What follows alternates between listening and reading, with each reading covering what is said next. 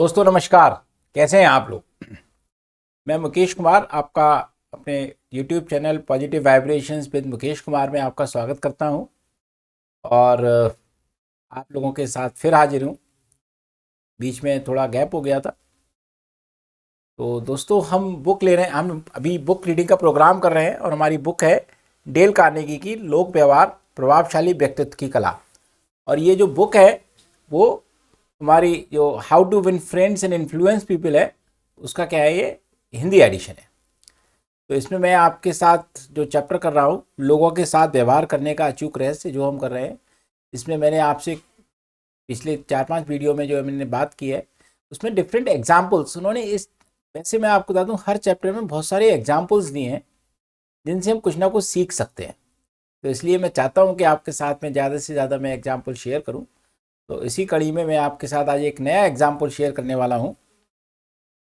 Dale Carnegie आगे लिखते हैं कि प्रशंसा और महत्व दिए जाने पर साधारण सी महिला भी अपने आप को सुंदर मानने लगती है। मतलब कोई भी व्यक्ति है यदि हम उसको जो है उसकी प्रशंसा करें तो वो कैसा भी है तो वो अपने आप को और बेटर मानने लगता है। तो इसलिए क्या है कि हमारे यहाँ प्रशंसा लोगों से वो काम करा सकती है जो दूसरी चीज़ें नहीं करा सकती। फिर वो आगे लिखते हैं, अगर वह आदमी अपने परिवार या कर्मचारियों की सच्ची तारीफ 6 दिन 6 हफ्तों या 60 साल तक ना करे तो जरा भी अपराध बोध नहीं होता। हम ये भूल जाते हैं कि तारीफ भी भोजन की तरह ही हमारी अनिवार्य आवश्यकता है। जैसे आप देखिए कभी कभी हम जैसे खाना नहीं खाते, पूरे दिन खाना नहीं खाते तो पता लग जाता है कि शाम को क्या होगा। हमारे बॉडी को महसूस होने लगता है कि क्या होगा। लेकिन तारीफ भी क्या है, एक दूसरे भोजन की तरह से होती है। एक ऐसा भोजन है जो हमें दिखता नहीं है लेकिन ये हमारे ब्रेन को जो है काम करता है। ये आप इसको कह सकते हैं ब्रेन फूड की तरह से है। जैसे हम जो खाना खाते हैं वो हमारी पूरी बॉडी को काम करता है, ऐसी जो तारीफ है प्रशंसा है वो हमारे ब्रेन फूड का काम करती है। तो वो आगे लिखते हैं कि एक एक्टर रहे हैं अमेरिका में अल्फ्रेड लुंट। उन्होंने कहा था कि मुझे जिस चीज़ की सबसे अधिक ज़रूरत है वह अपने आत्मसम्मान के लिए पोषण। पोषण का हमारा इंग्लिश मीनिंग होता है न्यूट्रिशन। और जो हम अपने पोषण शरीर के लिए हम पोषण लेते हैं, न्यूट्रिशन लेते हैं, उसमें बहुत सारी चीज़ें खाते हैं तभी हमारे बॉडी को जो है पूरी प्रॉपर ग्रोथ मिलती है। तो ऐसी जो हमारी सेल्फ रिस्पेक्ट है, जो हमारी रिस्पेक्ट है, उसके लिए सबसे ज़्यादा पोषण जो चाहिए और वो क्या है, प्रशंसा। किसी दूसरे की प्रशंसा करना, खुद की प्रशंसा नहीं, दूसरे की प्रशंसा करना। जब हम दूसरे की प्रशंसा करेंगे तो ऑब्वियसली वो हमारी भी प्रशंसा करेगा। हम फिर वो आगे लिखते हैं डेल कार्नेगी, हम अपने बच्चों, दोस्तों और कर्मचारियों के शरीरों को पोषण देते हैं परंतु हम उनके आत्मसम्मान को कितना कम पोषण देते हैं। हम उन्हें ऊर्जा के लिए बहुत डिफरेंट तरीकों का भोजन उपलब्ध कराते हैं परंतु हम उन्हें प्रशंसा के दयालुतापूर्ण शब्द देना भूल जाते हैं जो सालों तक उनकी यादों में सुबह के सितारों की तरह संगीत की तरह गूंजेंगे। जो अभी मैंने आपसे बात कही कि भाई देखिए, जैसे हमको हमारी बॉडी के लिए पोषण की आवश्यकता है, खाने की आवश्यकता है, ऐसी हमारे आत्मसम्मान के लिए, हमारे डिफरेंट ब्रेन के लिए, ब्रेन को ठीक तरीके से काम करने के लिए हमें क्या चाहिए, प्रशंसा। आप ये देखिए, कोई व्यक्ति जिसकी जो लोगों की ज़्यादा प्रशंसा करता है उसको लोग ज़्यादा पसंद करते हैं और जो व्यक्ति कम प्रशंसा करता है उसको लोग कम पसंद करते हैं, क्योंकि वो क्या है, उनको राइट फूड दे रहा है। जैसे हमारी बॉडी को राइट न्यूट्रिशन की ज़रूरत होती है, जैसे हमारी माँ, हमारे परिवार के लोग हमको राइट न्यूट्रिशन देते हैं, ऐसी जब आप किसी के साथ में प्रशंसा करते हैं तो आप उसके साथ एक माँ जैसा व्यवहार कर रहे हैं। फिर एक और बात आगे लिखती है कि सच्ची प्रशंसा इंसान की जिंदगी बदल सकती है। और इसमें उन्होंने एक घटना सुनाई है, मैं उस घटना के बारे में जरूर मैं बताऊंगा मैं आपको। कई साल पहले डेट्रॉइट की एक टीचर ने स्टेवी मॉरिस से कहा कि वह क्लासरूम में गुम हो गए चूहे को खोजने में उसकी मदद करें। स्टेवी मॉरिस एक बहुत बड़े संगीतज्ञ हुए हैं, ओके। पॉप सिंगर हुए हैं और गीतकार हुए हैं अमेरिका में, और वो ब्लाइंड थे, वो देख नहीं सकते थे। तो उनकी जो क्लास टीचर थी, उनमें उन्होंने बोला कि भाई स्टेवी मैरिस, कि आप हमें चूहे को जो गुम हो चुका है उसको ढूंढने में मदद करें। आप ये देखिए, जो व्यक्ति देख नहीं सकता वो टीचर को देखने में, वो चूहे को खोजने में मदद कैसे करेगा। आप इस बात पर गौर करें, उसने इस बात की प्रशंसा की कि प्रकृति ने भले ही स्टेवी को वो आंखें नहीं दी थी, परंतु इसके बदले में स्टेवी को सुनने की अद्भुत शक्ति प्रदान की थी। मतलब वो क्या किया, उन्होंने चूहों की आवाज को सुन करके उन्होंने उस चूहे को पता लगाने में हेल्प की। स्टेवी में कुछ ऐसा था जो उस क्लास में किसी और के पास नहीं था, परंतु दरअसल यह पहली बार था जब किसी ने उनके सुनने की शक्ति के लिए स्टेवी की तारीफ की थी। क्योंकि आप देखेंगे, कोई व्यक्ति जो देख नहीं सकता, नेत्रहीन होता है, उसमें एक बहुत बड़ी शक्ति होती है कि वो लोगों की आवाज़ सुन करके पता लगा लेता है। मतलब उसकी जो सुनने की शक्ति होती है वो बहुत ज़्यादा बढ़ जाती है। और इस शक्ति का उनकी क्लास टीचर ने क्या किया, सम्मान किया और उनकी तारीफ भी की।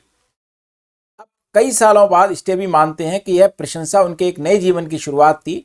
इस घटना के बाद उन्होंने अपनी सुनने की कला को विकसित किया और स्टेवी वंडर नाम के इसके स्टेज नाम को अपनाकर वे 70 के दशक के महान पॉप सिंगर और गीतकार बन गए।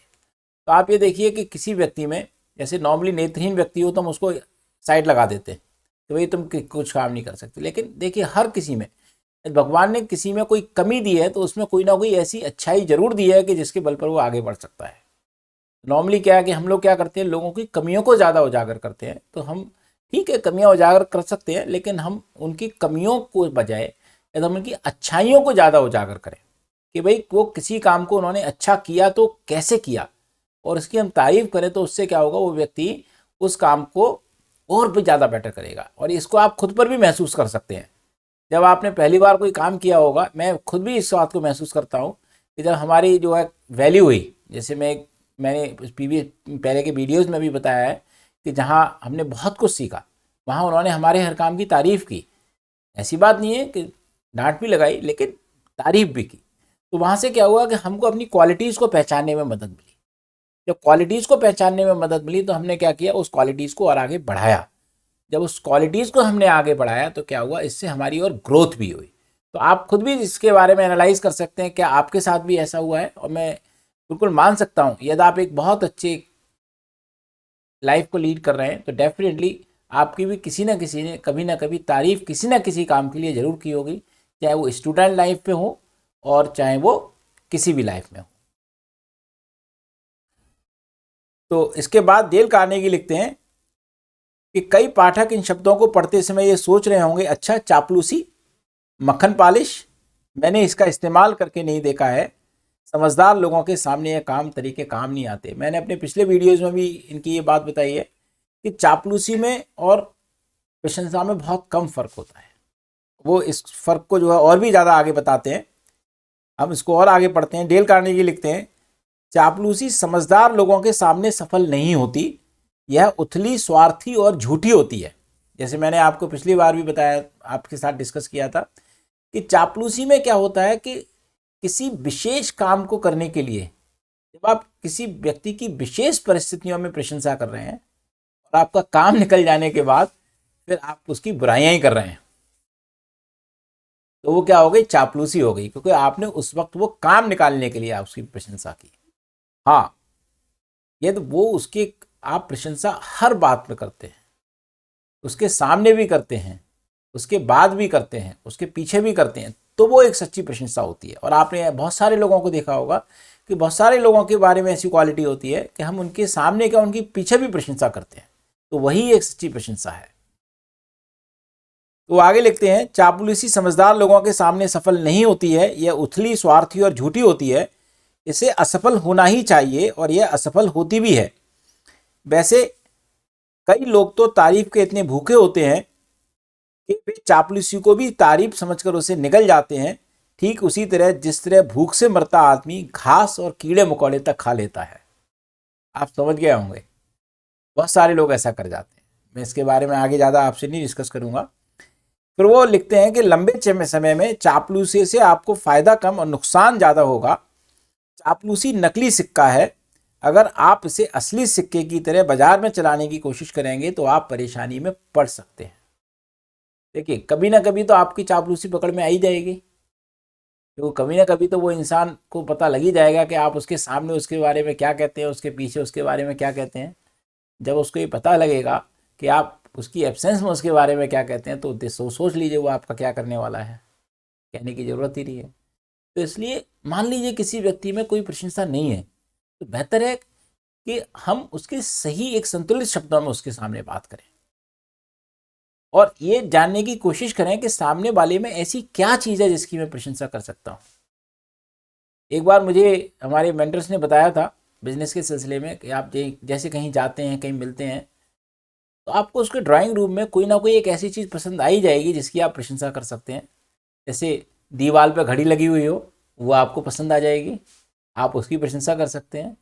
या बहुत अच्छे पर्दे हों, आप उसकी प्रशंसा कर सकते हैं। उसका सोफ़ा अच्छा हो सकता है, उसकी आप प्रशंसा कर सकते हैं। कुछ नहीं तो उसके घर में जो चाय बनी है वो बहुत अच्छी बनी होगी, आप उसकी भी प्रशंसा कर सकते हैं। मतलब कोई ना कोई एक ऐसी चीज़ उसके घर में ज़रूर होगी जिसकी कि आप प्रशंसा कर सकते हैं, और वो वास्तव की प्रशंसा होगी। और वो यदि आपने सच्चे दिल से प्रशंसा निकाली है तो जब भी कहीं जाएंगे तो कहेंगे देखिए वहाँ कितनी अच्छी चाय मिली थी, कितना अच्छा वहाँ घड़ी थी, कितना अच्छा वहाँ पर कोई चीज़ थी। तो ये चीज़ करने की आदत डालना बहुत ज़रूरी है। और आई होप कि आप लोग इस बुक को, मैं समझता हूँ, खरीद भी चुके होंगे, चाहे इंग्लिश में खरीदी हो या हिंदी में खरीदी हो, और आप उसको पढ़ भी रहे होंगे। और मैं अपने नेक्स्ट वीडियो में आपके साथ डिस्कस करूँगा कि जो डेल कार्नेगी ने लिखा है कि प्रशंसा और चापलूसी में क्या फ़र्क होती है। तब तक के लिए धन्यवाद, और इसी तरीके से हमारे साथ बने रहिए और इस परिवार को आगे बढ़ाने में मदद करिए, और सब्सक्राइब जरूर करिए, परिवार को आगे बढ़ाने में मदद करिए, अपने दोस्तों के साथ शेयर करिए। नमस्कार।